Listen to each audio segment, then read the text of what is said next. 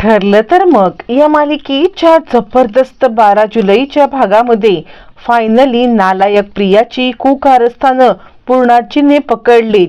पूर्णाजीचा आता इकडे खूप जुना जो काही एक पेटी आहे त्या पेटीतील खाली पडताच सत्याचा असा उलगडा झालाय आणि त्याच्यातच प्रियाची कुकारस्थानं पूर्णाजीला समजलेत. खोटारड्या तन्वीचा या पद्धतीने पर्दाफाश झालेला आहे आणि त्याचबरोबर घरच्यांच्या समोर पूर्णाजीने आता इकडे प्रियाचा कसा पर्दाफाश केलाय, नक्की काय घडलंय, काय सबूत सापडलाय की ज्याच्यामुळे खोटारडी तन्वी उघडी पडले पाहूया. इकडे अर्जुन म्हणत असतो काहीच कळत नाहीये की हे खोटे पुरावे आणि हे खोट्या साक्षी कशा पद्धतीने तयार झालेले आहेत ते, म्हणजे मला खरंच कळत नाहीये की हे रिपोर्ट कसे मिळालेत. ज्या वेळेला त्या ऑफिसला आपण जाऊ ना त्याच वेळेला खरा शहानिशा होईल. यावरती मग आता सायली म्हणते मग नक्की काय आहे हे आपल्याला सत्य शोधूनच काढलं पाहिजे. असं म्हटल्यावरती मग मात्र ताबडतोब इकडे आता अर्जुन सांगायला लागतो मला काय वाटतं माहितीये का, या सगळ्यामध्ये आपण आता सिनियरची मदत घेतली पाहिजे. सिनियरची मदत घेऊन मग आपण सिनियरशी बोलूया आणि तोच आपल्याला या सगळ्यात मदत करू शकतो कारण त्याच्या बऱ्यापैकी ओळखी आहेत. असं म्हटल्यावरती मग आता अर्जुनच्या डोक्यामध्ये विषय येतो की सिनियरची मदत घेतल्यावरती पुढच्या गोष्टी क्लिअर होतील. तोपर्यंत इकडे आता प्रिया सांगत असते मी तुम्हाला कधीपासून सांगते आहे की हे जे काही तुम्ही करताय ना ते पूर्णपणे चुकीचं आहे. अर्जुन काही ना काहीतरी पुरावे शोधून काढणार आणि त्यानंतर मग आपल्या हातामध्ये काहीच राहणार नाहीये.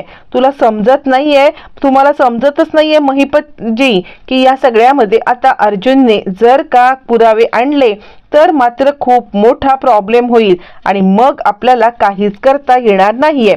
असं म्हटल्यावरती इकडे आता लगेचच चिडलेला महिपत म्हणतो काय, यावरती प्रिया सांगायला लागते हो मग साक्षीला जेल किंवा जन्मठेप यापेक्षा दुसरी कोणती शिक्षाच नाहीये. असं म्हटल्यावरती चिडलेला महिपत तिच्या अंगावरती धावून जातो आणि तिचा आता गळा आवळायला लागतो. ज्या वेळेला तो तिचा गळा आवळायला लागतो आणि त्याच वेळेला तिचा आता श्वास घुसमटायला लागतो. श्वास घुसमटत ती आता एकदम अस्वस्थ होते आणि अस्वस्थ झाल्यावरती आता इकडे साक्षी येते. साक्षी तिला थांबवते, म्हणजे महिपतला थांबवते आणि अण्णा काय करताय, प्रिया तू हे पाणी घे आणि इथून निघून जा असं म्हणत ती आता प्रियाला या सगळ्यामध्ये आता पाणी देते आणि पाणी देऊन तिकडून पाठवते आणि अण्णा जरा शांतीने घ्या, तुमचं काय चाललंय असं आता म्हणायला लागते. असं म्हटल्यावरती मग मात्र इकडे आता प्रिया निघून जाते. तोपर्यंत प्रिया आता घरी येते आणि दुसऱ्या दिवशीचा सीन दाखवला जातो. इकडे आता प्रताप कल्पनाला म्हणवत असतो. प्रताप कल्पनाला सांगत असतो कल्पना अगं काय करतेस अशी, तू इतकी का चिडलेस. यावरती मग मात्र कल्पना सांगायला लागते इतकी का चिडले, अस्मिताच्या बाळाचा प्रश्न आहे, तुम्ही या सगळ्यामध्ये आता इकडे का बरं तिची बाजू घेतलीत, म्हणजे त्या मुलीची बाजू घेण्याचं खरंच काही तुम्हाला कारण होतं का. अस्मिताच्या बाळाचा प्रश्न असताना तुम्ही तिची बाजू घेतलेली मला नाही आवडली. प्रताप म्हणतो मी ना योग्य तेच केलं, मला नाही वाटत की मी काही चुकीचं केलेलं आहे. ते तू जे काही वागतेस ना कल्पना ते चुकीचं आहे. मला तर खरंच कळत नाहीये की कल्पना तू असं का वागायला लागलेली आहेस. यावरती कल्पना म्हणते तुम्ही मला का बोलताय, मी काहीही केलेलं नाहीये, तुमचं हे वागणं मला अजिबात पटत नाहीये किंवा या सगळ्यामध्ये आता तुम्ही जे करताय ना ते बिलकुल मला जमलेलं नाहीये. यावरती आता प्रिया विचार करत असते नक्की काय चाललंय, म्हणजे इकडे का आलेला आहे हा चैतन्यने येऊन या सगळ्यामध्ये काय गरज होती हे सगळं करण्याची, म्हणजे चैतन्य इकडे सकाळी आलाय हे कोणत्या तरी कामानिमित्तच असेल असं मला वाटते.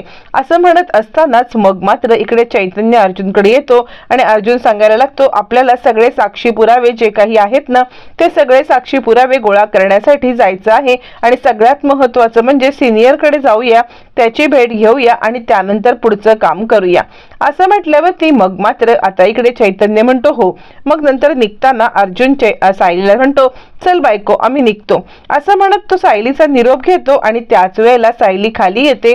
इकडे कल्पना प्रताप सोबत भांडत असते. प्रताप सोबत ज्या वेळेला कल्पना भांडत असते त्यावेळेला इकडे आता लगेचच कल्पना निघून जात असताना सायली म्हणते आई काय झालंय का. यावरती आता इकडे कल्पना तिला टोमणा मारत म्हणते, कसं आहे ना, या घरामध्ये ज्या वेळेला निगेटिव्ह माणसांची एंट्री झाली ना, त्याच वेळेला खऱ्या अर्थाने निगेटिव्हिटी सगळीकडे पसरलेली आहे आणि त्यामुळे ही निगेटिव्हिटी आता इकडे या घरात राहणारच आहे. चुकीचे माणसं या घरात आली की चुकीच्या गोष्टी होतच राहतात. यावरती प्रताप म्हणतो, कल्पना तुला कुणाबद्दल बोलायचंय? तुला तन्वीबद्दल बोलायचं आहे का? तन्वीच्या बद्दल बोलतीयस का तू?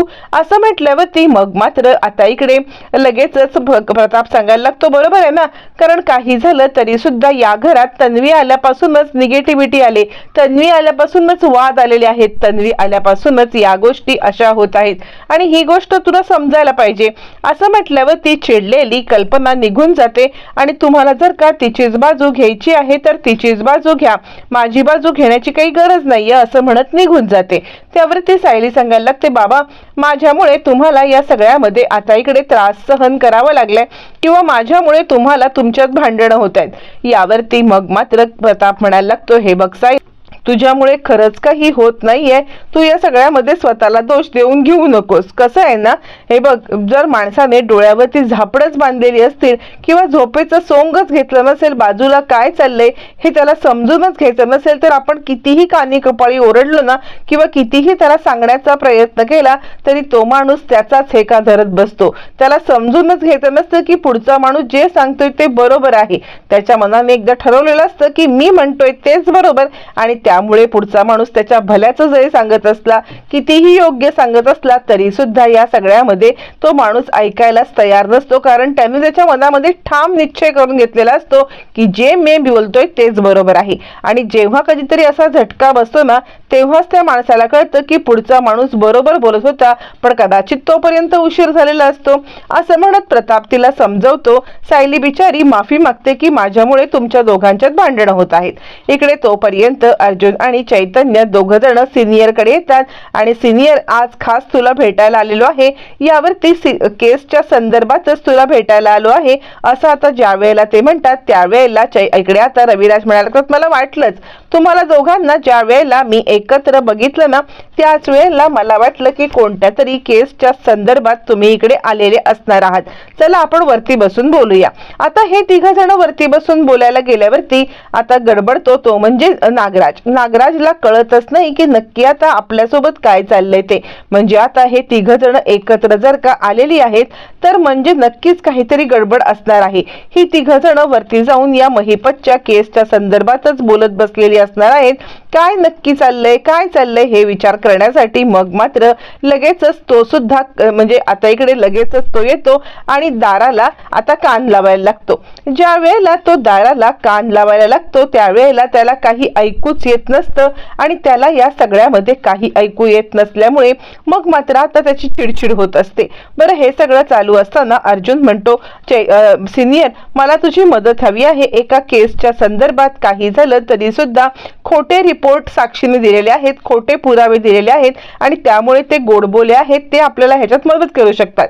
असं म्हटल्यावरती मग आता इकडे रविराज म्हणायला लागतात, ठीक आहे, मी गोडबोल्यांना कॉल करून घेतो आणि गोडबोले या सगळ्यामध्ये आपली मदत करतील. लगेचच आता रविराज गोडबोल्यांना कॉल करतो आणि गोडबोल्यांना कॉल केल्यावरती मग तो सांगायला लागतो, हे बघा म्हणजे ना माझे 2 असिस्टंट किंवा माझे 2 ज्युनियर तुमच्याकडे येतील आणि माझे 2 ज्युनियर तुमच्याकडे आल्यावरती मग मात्र आता तुम्ही त्यांची मदत कराल. यावरती आता इकडे अर्जुन म्हणायला लागतो, थँक्यू सो मच सिनियर. असं म्हटल्यावरती मग मात्र लगेचच इकडे आता चैतन्य पण आभार मानतो आणि त्यावरती लगेचच सांगायला लागतो रविराज, मला असं वाटतंय की या सगळ्यामध्ये तन्वी खोटी साक्ष कोर्टात तर देणार नाहीये, तन्वी कोर्टात खोटी साक्ष देणार नाही, पण या सगळ्यामध्ये मला असं वाटतंय की बघूया, जे खरं आहे ते समोर येईलच ना. शेवटी काही झालं तरी सुद्धा जे खरं आहे ते समोर येणारच आहे.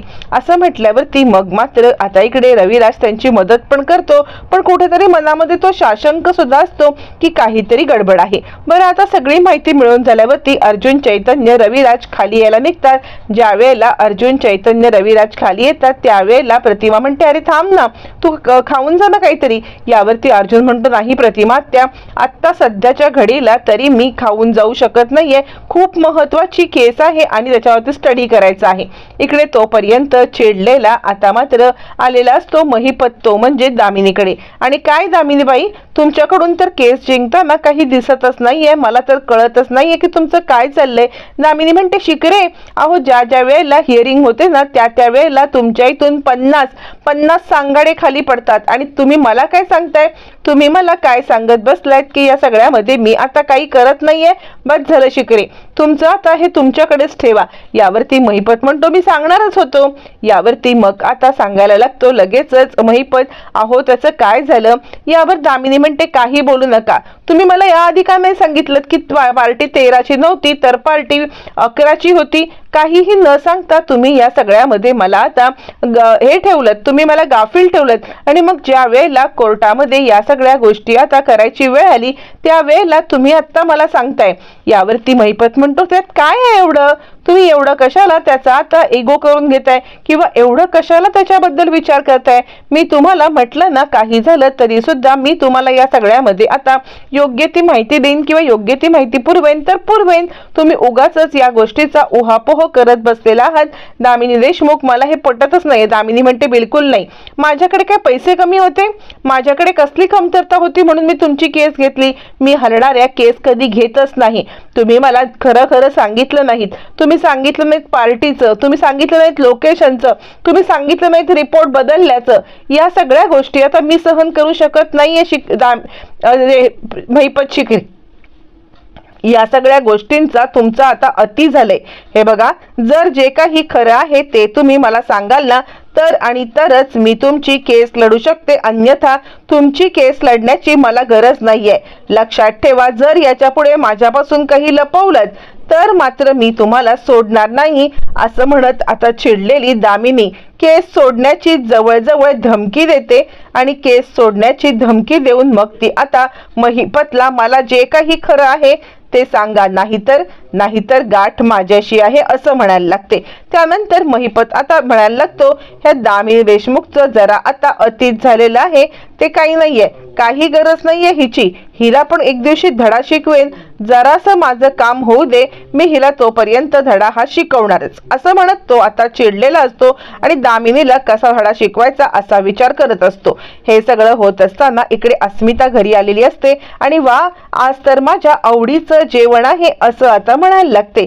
त्यावरती मग आता इकडे सायली म्हणते, अस्मिताताई तुमच्या आवडीचंच केलेलं आहे, छानपैकी जेवून जा. अस्मिता म्हणते, आज माझा मूड खरंच खूप छान आहे आणि मला इतकं छान वाटतंय ना. असं म्हणत ती आता जेवायला लागते. बरं, हे सगळं होत असताना आनंदाचं वातावरण असतं. तेवढ्यात तिथे प्रिया येते आणि शी, काय ही भाजी? नुसती भाजी पाहिली तरी माझं आता डोकं सटकतं.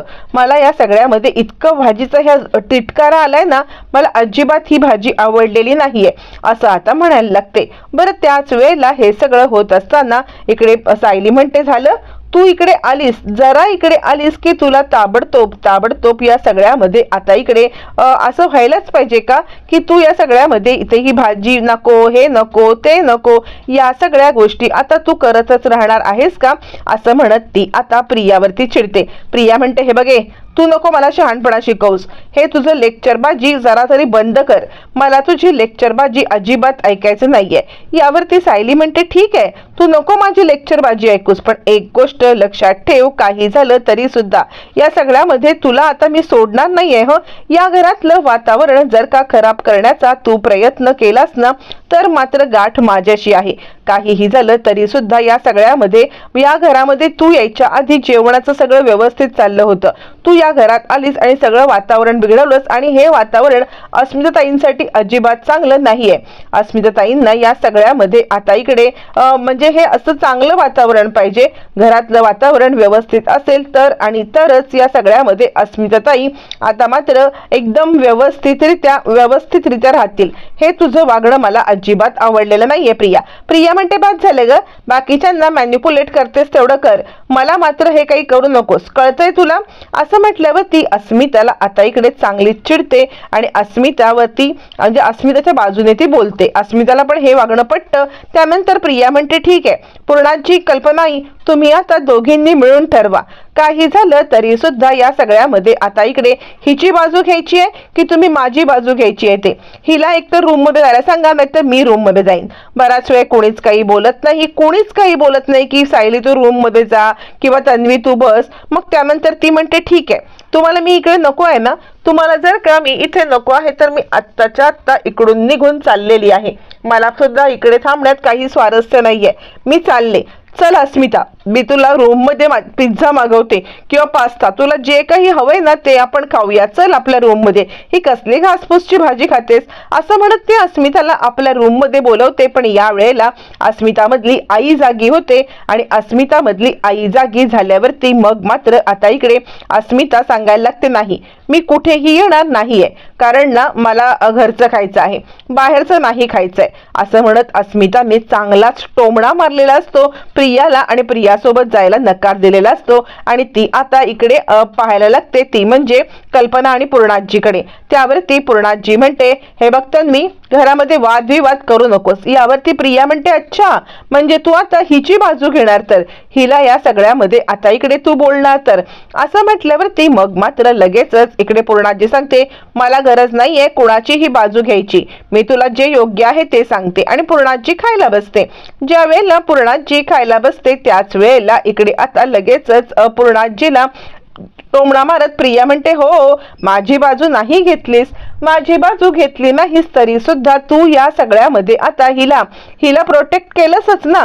यावरती पूर्णाजी तोंडातला घास तसाच ठेवते. मग चिडलेली सायली आता राग करत तिकडे येते आणि राग करत तिकडे आल्यावरती मग मात्र आता इकडे सायली म्हणायला लागते की हे बघ भास्कर, तुझं हे वागणं मला अजिबात आवडलेलं नाहीये. हे बघ, तुला जर का या इथे न बसायचंच नाहीये, आता सगळ्यांना सुखाने जेवू दे, तू तुझ्या रूम मध्ये जेवायला जा, चल चल चल चल उठ इथून. असं म्हणत मग आता ती आता चांगल्याच पद्धतीने तिला फटकारते आणि फटकारून या सगळ्यामध्ये तिला तिकडून हात धरते आणि फरफटत इतक्या रागारागात रूम मध्ये घेऊन जाते की काहीही झालं तरी सुद्धा या सगळ्यामध्ये तिला आता चांगलीच अद्दल घडते. आणि कुणी काही बोलत पण नसतं की प्रियाला तू का उचललंस का नाही. प्रिया आता बोलत असते की काय चाललंय हे, म्हणजे का या सगळ्यामध्ये तुम्ही हिला बोलत नाहीये, हिला सांगा मला इथेच बसायचं आहे, मला इथेच बसायचं आहे, मी इथून जाणार नाही म्हणजे नाही. असं म्हणत प्रिया आता कांगावा करायला लागते, आरडाओरडा करायला लागते. पण कोणीच प्रियाचं काही ऐकत नाहीये आणि प्रियाला थेट तिकडून रस्ता दाखवला जातो, तो म्हणजे आता इकडे तिच्या रूमचा. सायलीने बरोबर प्रियाला असा धडा शिकवलेला असतो की या सगळ्यामध्ये तिचा हात धरून तिने फरफटत तिला रूम मध्ये नेलेली असते. आणि त्यावरती आता इकडे अस्मिता, अगं अस्मिता तू तरी बोल ना, अस्मिता तू तरी बोल ना, असं म्हणत तिने आता अस्मिताला या सगळ्यामध्ये मध्ये ओढलेलं असतं. पण तरी सुद्धा अस्मिता सुद्धा आता तिच्यामध्ये काही येत नाही आणि अस्मिताने या सगळ्यामध्ये तिच्यामध्ये न येता आता तिला पूर्णपणे हे केलेलं असतं.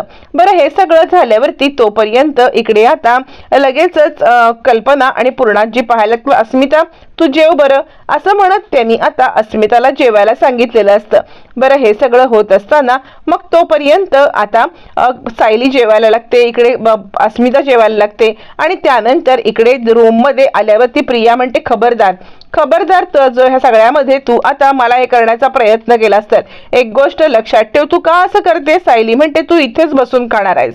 सायली तिला तिकडेच बसवते. बरं, इकडे आता विचार करायला लागत असतो नागराज की नाही ह्या कल्पनाला काहीही करून मला धडा शिकवायलाच पाहिजे. कसा धडा शिकवू, काय धडा शिकवू, हा विचार करत तो प्रतिमाच्या रूम मध्ये येतो. प्रतिमाच्या रूम मध्ये येऊन तिच्या तोंडावरती तो आता उशी धरतो, तिला मारण्याचा प्रयत्न करतो. प्रतिमा विरोध करते. इकडे तोपर्यंत पूर्णाजीला जाब विचारायला प्रिया तिच्या रूम मध्ये आलेली असते आणि रूम मध्ये आल्यावरती पूर्णाजी म्हणते, हे बघ मला तुझं काही ऐकायचं नाही, ती काठी दे, मला इकडून निघू दे. काठी देण्याच्या निमित्ताने प्रिया पूर्णाजीचा जो जपून ठेवलेला खानदानी बॉक्स असतो, जो तिला आजोबांनी दिलेला असतो, तो बॉक्स फरफटते, तो बॉक्स खाली टाकते. तो बॉक्स खाली टाकल्यावरती पूर्णाजी ओरडते, तन्वी. आणि तितक्यात सगळेच जण तिकडे आता धावत पळत यायला लागतात. आणि काय झालं असं म्हणायला लागल्यावरती मग आता हा बॉक्स कसा काय तुटला असं म्हणत प्रताप म्हणतो, अगं पूर्णाई, हा बॉक्स तुला बाबाने दिला होता ना, तू इतके वर्ष जपून ठेवला होतास ना. त्यावरती पूर्णाई म्हणते, या तन्वीने हा बॉक्स तोडला असं म्हटल्यावरती मग मात्र आता इकडे पूर्णाईच्या डोळ्यात पाणी येतं.